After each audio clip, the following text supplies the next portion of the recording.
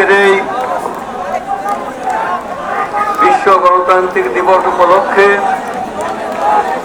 ময়মনসিংহ বিভাগীয় এই গণমিছিলের পূর্বের এই সমাবেশে সভাপতিত্ব করছেন ময়মনসিংহ বিভাগীয় ময়মনসিংহ মহানগর বিএনপির সভাপতি অধ্যাপক শফিকুল ইসলাম।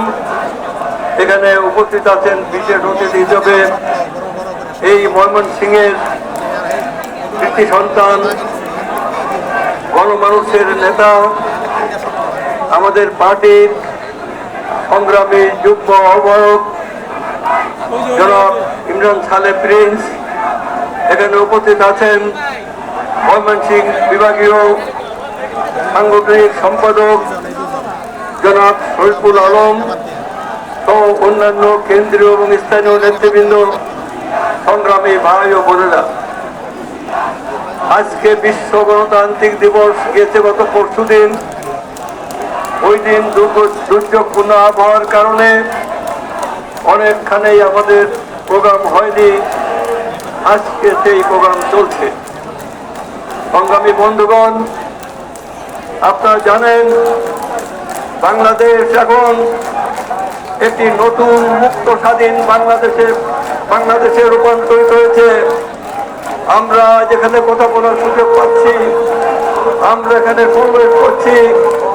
গত 16 বছর যাবৎ বাংলাদেশের দেশ, জাতি এবং জনগণের বুকের উপর হিমালয় পর্বতের মতো, হাই পাহাড়ের মতো যে ভারী বস্তুটি চেপে বসেছিল, সেই ফ্যাসিবাদ রক্ত ফ্যাসিস্ট শেখ হাসিনার পতন হয়েছে, তার সরকারের পতন হয়েছে।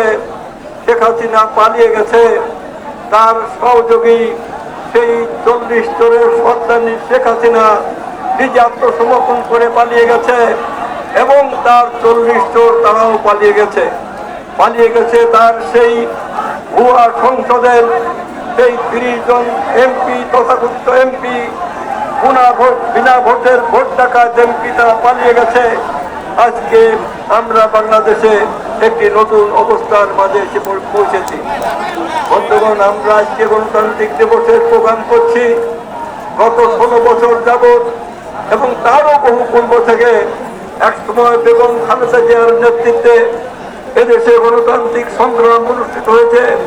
আজ বেগম খালেদা জিয়া শুধু বাংলাদেশ নয়, সারা পৃথিবীর মধ্যে তিনি একমাত্র গণতন্ত্রপন্থী, গণতন্ত্রকামী নেত্রী। তিনি দীর্ঘদিন বিনা কারণে এই বিগত ফ্যাসিস্ট সরকারের ষড়যন্ত্রের কারণে তিনি কারাবন্দী ছিলেন। বেগম খালেদা জিয়া